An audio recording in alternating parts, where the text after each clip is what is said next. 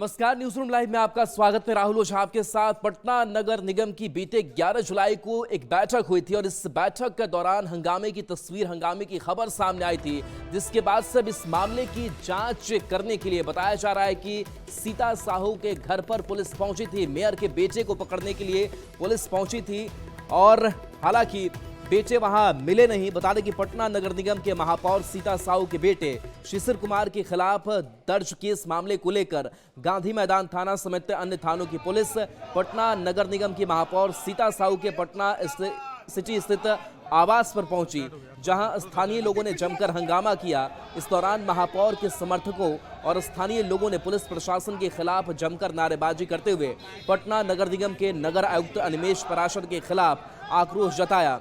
स्थानीय लोगों और महापौर के समर्थकों के भारी हंगामे को देखते हुए पुलिस की टीम बैरंग वापस लौट गई। हालांकि इस दौरान महापौर के बेटे शिशिर कुमार घर में मौजूद नहीं थे। बाद में महापौर के समर्थकों ने आक्रोश मार्च निकालकर पटना नगर निगम के आयुक्त का पुतला फूंका। मेयर समर्थकों ने महापौर और उनके बेटे को प्रताड़ित किए जाने का आरोप लगाया है। हम लोग का मांग अब यही है कि जब तक वो कमिश्नर पटना से नहीं बदला जाएगा तब तक हम लोग आंदोलन पटना सिटी में छेड़ देंगे हम लोग। कारण कि देर रात में मेयर के घर पर पूरे एक आतंकवादी की तरह पुलिस के घर को घेर लेना, ये हम लोग के लिए बहुत ये अशोभनीय काम हुआ है। इसके विरोध में क्या किया? हम लोग इनके विरोध में जो यहाँ का कमिश्नर है, पटना कमिश्नर है नगर निगम का, उनका पुतला दहन किए हैं और उन्हीं के इशारा पर सारा काम हो रहा है। उनके बेटे के खिलाफ आवेदन आया हुआ था, तो बस वही जानना था कि वो है कि नहीं यहाँ पे। पता चल रहा अभी कि वो नहीं है। मतलब किस तरह का आरोप है, किस तरह का मामला दर्ज हुआ है? वो विशेष हमारे वर्गीय से। और संजय हमारे साथ न्यूज 18 संवाददाता फोन लाइन पर जुड़े हुए हैं। संजय, जो आरोप लगे शिशिर पर, पुलिस पहुंची थी, वहां पर हंगामा और बैरंग वापस लौटना पड़ा, क्या कुछ हुआ सीता साहू के आवास पर? पुलिस अपना काम करने गई थी, क्योंकि ये जो है एक्यूज्ड बनाए गए थे। दरअसल नगर निगम बोर्ड की बैठक हुई थी पिछले दिनों गांधी मैदान थाना क्षेत्र के एक होटल में, और उस दौरान काफी हंगामा हुआ था। जमकर दोनों पक्षों के बीच विवाद हुआ था। एक तरफ मेयर गुट और दूसरा उनका विरोधी गुट, और आपस में मारपीट तक की नौबत आ गई थी। कितनों के कुर्ते फट गए थे और मेयर पुत्र पर गंभीर आरोप लगा था कि वे बॉडीगार्ड के साथ, प्राइवेट बॉडीगार्ड के साथ, हथियारों से लैस बॉडीगार्ड के पास गए थे और उन्होंने डराने धमकाने की कोशिश की। तमाम तरह के जो एलिगेशन थे ऑपोजिट ग्रुप पे लगाया था। तो इसको लेकर जो FIR लॉन्च किया था गांधी मैदान थाने में पार्षदों ने, उसी मामले में ये मेयर पुत्र के खिलाफ पुलिस रेड करने गई थी। थाना अध्यक्ष गांधी मैदान ने इस बात की पुष्टि की है, उनकी गिरफ्तारी के लिए छापेमारी हुई है। हालांकि पुलिस वहां पर पहुंची जरूर थी, लेकिन वो उस समय मिले नहीं। इसके बाद पुलिस लौट आई है। पुलिस का काफी देर तक घेराव किया गया। पुलिस कानून के तहत काम कर रही है, लेकिन जो मेयर पुत्र हैं वो बता रहे हैं कि ये जो सारा एक्शन हो रहा है ये बायसनेस से हो रहा है। पुलिस बायस है, पूर्वाग्रह से ग्रसित है और कुछ लोगों के इशारे पर काम कर रही है। बहरहाल कानून अपना कर रहा है, अपना काम कर रहा है, और आरोप जो है वो अपनी जगह पर। देखना होगा पुलिस आगे क्या कार्रवाई करते है इस पूरे मामले में। चूंकि FIR हुआ है तो FIR के तहत कार्रवाई होगी। जी, चलिए, शुक्रिया संजय इस अपडेट के लिए आपका। और देखिए, गोपाल खेमका हत्याकांड मामले में 2 शूटर अब पुलिस के शिकंजे में हैं, जिनसे लगातार पूछताछ की जा रही है। और इनसे पूछताछ के साथ साथ और कौन कौन से लोग जुड़े हुए थे इस पूरे हत्याकांड में, उनकी एक एक गुत्थी सुलझाने की जो कोशिश है वो पुलिस की तरफ से की जा रही है। हालांकि बहुत हद तक जो पूरी तस्वीर है वो साफ हो चुकी है, लेकिन इन सब के बीच पुलिस दोनों ही शूटर से सभी बिंदुओं पर पूछताछ कर रही है। पुलिस शूटरों से घटना में शामिल सभी लोगों की भी जानकारी ले रही है। ज्यादा जानकारी दे रहे हैं संवाददाता संजय कुमार। बिहार के जाने माने कारोबारी गोपाल खेमका हत्याकांड में जो 2 आरोपी गिरफ्तार किए गए हैं, शूटर उमेश यादव और कॉन्स्पिरेटर अशोक शाह, उन दोनों आरोपियों को पटना पुलिस ने 5 दिनों की रिमांड पर लिया है। और पटना पुलिस की एक विशेष टीम पटना के इसी गांधी मैदान थाने, जहां की इस वक्त हम आपको तस्वीर दिखा रहे हैं, एक बंद कमरे में इन दोनों से लगातार पूछताछ कर रही है। शनिवार को भी इन दोनों से तकरीबन 8 घंटे तक पूछताछ की गई है। अशोक साव और जो कॉन्स्पिरेटर है अशोक साव, उसके अलावा शूटर उमेश यादव से हत्या की जो मेन वजह है और इस षड्यंत्र में उनकी संलिप्तता को लेकर पटना पुलिस पूछताछ कर रही है। पुलिस की पूछताछ 3 बिंदुओं पर आधारित रही है। अब तक पुलिस जो मास्टरमाइंड है अशोक शाह, उससे हत्या की मुख्य वजह के अलावा यह पता लगाने की कोशिशों में जुटी है कि किस जमीन की वजह से उसका जो गोपाल खेमका है उनसे विवाद चल रहा था। पुलिस अधिकारियों की माने तो इस मामले में उसके साथियों की भूमिका की भी तलाशी ली गई और उनसे पूछताछ की गई। शूटर उमेश यादव पर पहले से कोई केस दर्ज नहीं है, लेकिन उसे पेशेवर मानकर ही पटना पुलिस ट्रीट कर रही है और उसकी संलिप्तता की जांच की जा रही है। इस मामले में जो गोपाल खेमका है उनके बेटे की जो हाजीपुर में हत्या की गई थी उसकी लिंक को भी खंगाला जा रहा है। पुलिस जांच में पता चला है कि अशोक साव जो कॉन्स्पिरेटर है वह भी बांकीपुर क्लब आया जाया करता था और पिछले कई दिनों से वह बांकीपुर क्लब नहीं गया था। इस मामले में कई और खुलासे हो सकते हैं। कारणों को लेकर भी पटना पुलिस ने कहा कि कई और कारण सामने आ सकते हैं। देखना होगा पटना पुलिस क्या खुलासा कर पाती है आने वाले 5 दिनों की रिमांड के पूछताछ के बाद। लेकिन निश्चित तौर पर इस मामले में कई और लोग गिरफ्तार होंगे, इस बात से इनकार नहीं किया जा सकता। जो रिमांड अवधि के दौरान पूछताछ हो रही है और उसके जो प्रूफ सामने आ रहे हैं उसको लेकर भी पटना पुलिस छापेमारी कर रही है। कैमरा पर्सन मनीष जुनेजा के साथ संजय कुमार, न्यूज़ 18 पटना। और देखिए, मुख्यमंत्री नीतीश कुमार ने 2025 से 2030 तक के लिए बड़ी घोषणा की है। नौकरी और रोजगार को लेकर के करोड़ों जो इसमें युवा हैं वो इससे जुड़ेंगे और इस घोषणा के बाद से एनडीए में काफी उत्साह है। और इस बीच न्यूज़ 18 से खास बातचीत डिप्टी सीएम सम्राट चौधरी ने की है।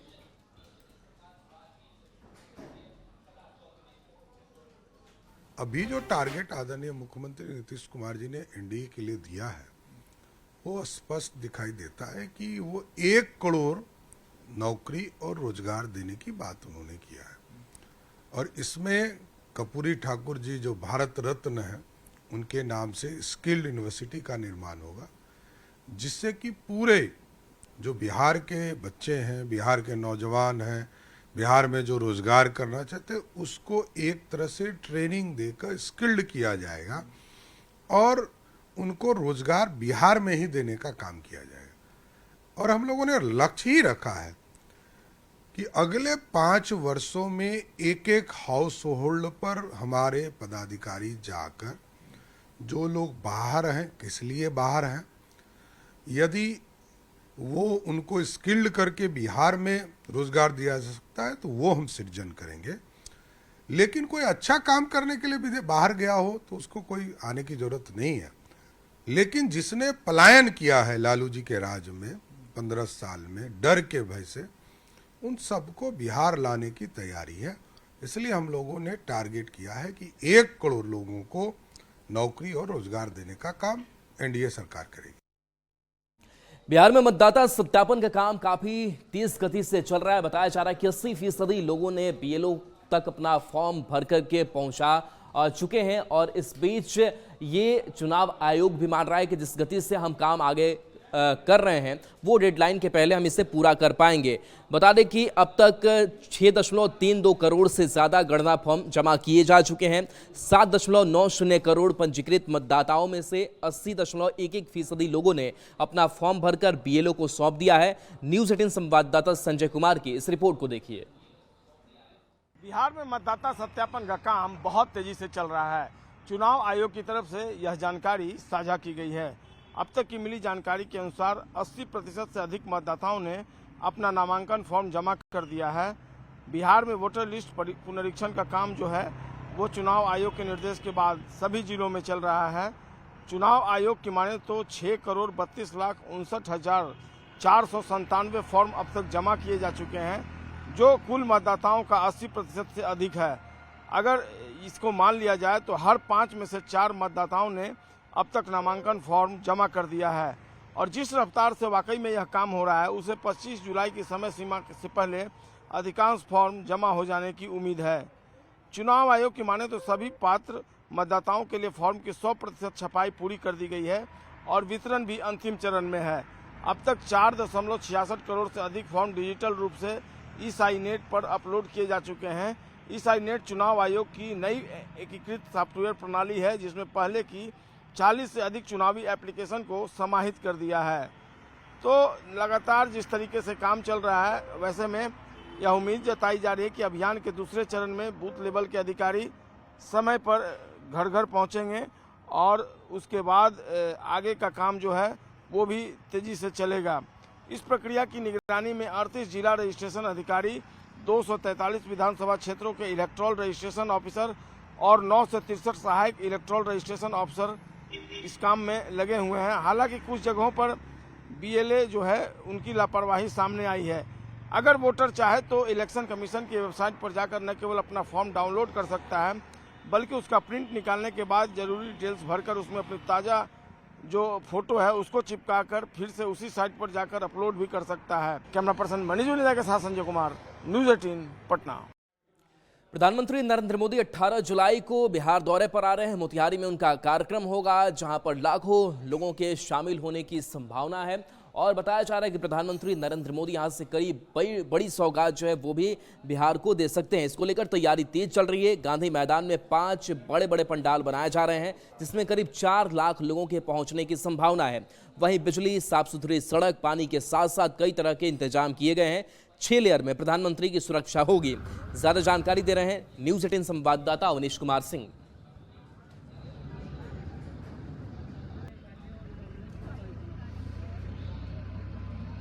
मोतिहारी के इसी ऐतिहासिक गांधी मैदान में प्रधानमंत्री नरेंद्र मोदी 18 जुलाई को जनसभा को संबोधित करेंगे। देखिए, तैयारी लगभग पूरी हो गई है। सभी लोग 18 जुलाई का इंतजार कर रहे हैं, जब प्रधानमंत्री नरेंद्र मोदी जब इसी ऐतिहासिक गांधी मैदान से जनसभा को संबोधित करेंगे। कई जो है योजनाओं की सौगात देंगे। मोतिहारी में, खासतौर पर मोतिहारी में रेलवे की कई प्रोजेक्ट्स है, जिसका शिलान्यास करेंगे, उद्घाटन करेंगे और करोड़ों रुपए की योजनाओं की सौगात जो है वो बिहार वासियों को मिलने वाली है। इसको लेकर जो है देखिए बड़े बड़े पंडाल बनाए गए। इस बार जो है सबसे बड़ा पंडाल बनाया गया है, भव्य पंडाल बनाया गया है और जो उम्मीद है कि तकरीबन 4 लाख जो लोग हैं, जो कार्यकर्ता हैं, जो प्रधानमंत्री जी के समर्थक हैं या जनता है, वो इस ऐतिहासिक गांधी मैदान में पहुंचेगी। तो वैसी स्थिति में सुरक्षा के दृष्टिकोण से पूरी व्यवस्था की गई है। चप्पे चप्पे पर पुलिस की नजर है और 6 लेयर में सुरक्षा व्यवस्था है। तो गांधी मैदान में जो भी फिलहाल गांधी मैदान को जो है वो बंद कर दिया गया है। आम लोगों के लिए पूरी तरह से प्रतिबंध लगा दिया गया है। लेकिन जो 18 जुलाई के दिन पूरी जांच होने के बाद ही गांधी मैदान परिसर में लोगों को प्रवेश दी जाएगी। तो वैसी स्थिति में लोगों में उत्साह है और खासतौर पर सभी लोग इंतजार भी कर रहे हैं प्रधानमंत्री नरेंद्र मोदी का, क्योंकि 18 जुलाई वो दिन है जिस दिन प्रधानमंत्री नरेंद्र मोदी 6ठी बार मोतिहारी में आएंगे और मोतिहारी में जनसभा को संबोधित करेंगे और करोड़ों रुपए की योजनाओं की लाभ जो है वो बिहार वासियों को मिलेगा। तो वैसी स्थिति में तैयारी अंतिम चरण में है और 18 जुलाई का सभी लोगों को इंतजार भी है। अवनीश कुमार, न्यूज़ 18 मोतिहारी। और देखिए, इस चुनावी साल में घोषणाओं की जो पॉलिटिक्स है वो बिहार में खूब चल रही है। एक एक घोषणाएं जो है वो किए जा रहे हैं अलग अलग राजनीतिक दलों की तरफ से और ऐसे में अब वीआईपी प्रमुख मुकेश सहनी की तरफ से भी एक बड़ी घोषणा कर दी गई है और उनकी तरफ से ये कहा गया है कि महागठबंधन की सरकार बनने पर मछुआरों को लीन सीजन में 5,000 रुपए प्रति माह देने की घोषणा कर सियासत गरमा दी है। मुकेश सहनी ने कहा कि अगर उनकी सरकार बनती है तो बिहार के मछुआरों को ये सौगात देंगे। पूरा झूठ बोला गया, लेकिन निश्चित तौर पे आने वाले समय में हमारी सरकार बनेगी और ऑनलाइन व्यवस्था के तहत पूरे बिहार में मछुआरा का एक अलग सूची बनाया जाएगा और जब सूची बन जाएगा तो भारत सरकार का जो 500 रुपए का योजना है वो तो रहेगा ही रहेगा, लेकिन हम बिहार सरकार के तरफ से 5,000 रुपये महीने का देने का घोषणा करते हैं। तो उसको 5,000 रुपये महीने का उनको हम लोग मुआवजा देंगे ताकि उनका घर परिवार जिस समय में लीन सीजन में मछली नहीं मारेंगे उस समय में उनको इसका लाभ मिल सके। और देखिए, मुकेश सहनी की इस घोषणा पर सियासत भी गर्म है। एक तरफ एनडीए से नौटंकी बता रहा है तो महागठबंधन इस घोषणा की तारीफ कर रहा है। माननीय मुकेश सहनी राजनीतिक नौटंकी कर रहे हैं। जब बिहार सरकार में पशु एवं मत्स्य संसाधन विभाग के मंत्री थे तो क्या उस समय जो आज ये नौटंकी कर रहे हैं, घोषणा कर रहे हैं, उस समय इन घोषणाओं को लागू नहीं कर सकते थे? क्या योजनाएं चल रही हैं, किस तरीके से केंद्र की सरकार और राज्य की सरकार निषाद राज को, मछुआरा कम्युनिटी को किस तरीके से मदद कर रही है, मुकेश सहनी को ये कुछ नहीं पता है। वो तो सिर्फ और सिर्फ हेलीकॉप्टर में ही मछली खाने में व्यस्त रहते हैं। इंडिया गठबंधन सभी वर्गों को साथ लेके चलती है। मुकेश सहनी जी का जो ताजा बयान है वो उनके समाज के लोगों के हित की रक्षा करने के लिए है और ये सबको मालूम है कि इंडिया गठबंधन जो कहता है वो करके दिखाता है। 500 रुपए में क्या होता है आज के दिन में? 3 महीना के लिए आप बैन करते हैं, भारत सरकार बैन करती है, मछुआरा लोगों को जो है आप नदी में नहीं जाइएगा, उसमें मछली पालन नहीं कीजिएगा, मछली नहीं मारिएगा। 500 रुपए में कुछ होता है? हमारी सरकार आएगी, तेजस्वी सहनी जी सरकार आएगी और हम लोग 5000 रुपए देंगे पहला कैबिनेट में।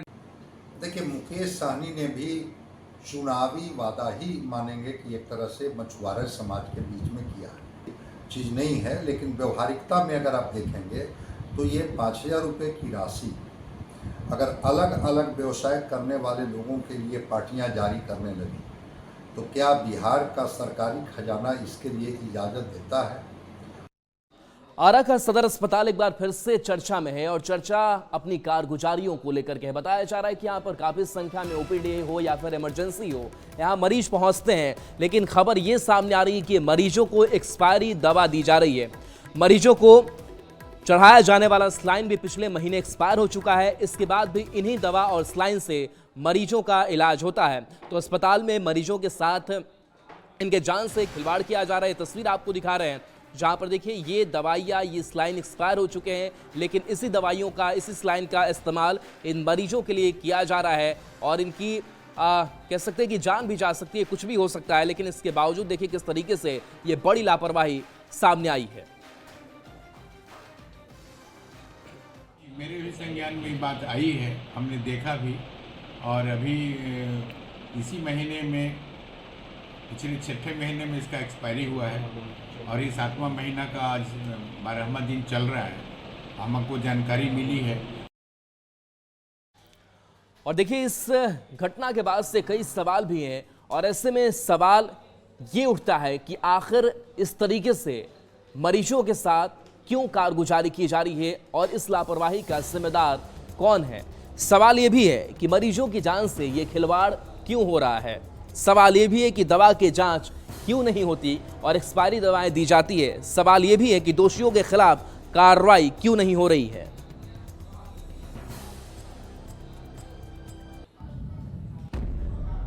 अब बात मौसम की करते हैं। एक तरफ झारखंड में झमाझम बारिश हो रही तो दूसरी तरफ बिहार के कई ऐसे जिले हैं जहां मौसम की बेरुखी देखने को मिल रही है। कई जगहों पर तो बारिश हुई है लेकिन कई जगह अब भी सुखाड़ जैसी स्थिति जो है वो झेलना पड़ रहा है। बता दें कि लोगों को उमस भरी गर्मी का एहसास हो रहा है। मौसम विभाग केंद्र ने कुछ जिलों के लिए अलर्ट भी जारी किया है।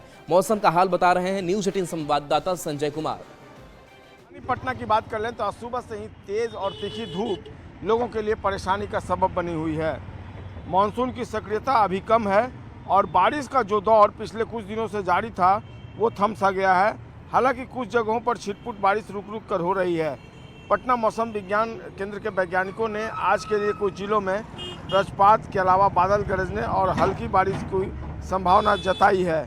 मौसम विभाग केंद्र के वैज्ञानिकों की माने तो सिवान, नवादा, शेखपुरा, लखीसराय और जमुई के जिलों में ठनका गिरने की संभावना है। इन जिलों में कुछ जगहों पर हल्की बारिश भी हो सकती है। मौसम विभाग ने इसको लेकर येलो अलर्ट जारी किया है। तो निश्चित तौर पर मौसम जो है वह लोगों के लिए फिलहाल परेशानी का सबब बना हुआ है। मौसम विज्ञान केंद्र की माने तो शनिवार को प्रदेश में सबसे अधिक तापमान वाला शहर मोतिहारी रहा, जहां अधिकतम तापमान 37.8 डिग्री सेल्सियस दर्ज किया गया। बिहार के सभी जिलों का तापमान शनिवार को चढ़ा रहा। पिछले 24 घंटे में बक्सर के अलावा भोजपुर, सारण, दरभंगा, पूर्णिया और मुंगेर और पटना के कई जिलों में अधिकतम तापमान में 35 डिग्री से ऊपर की बढ़ोतरी दर्ज की गई। और चलिए न्यूज़ लाइव में इतना ही।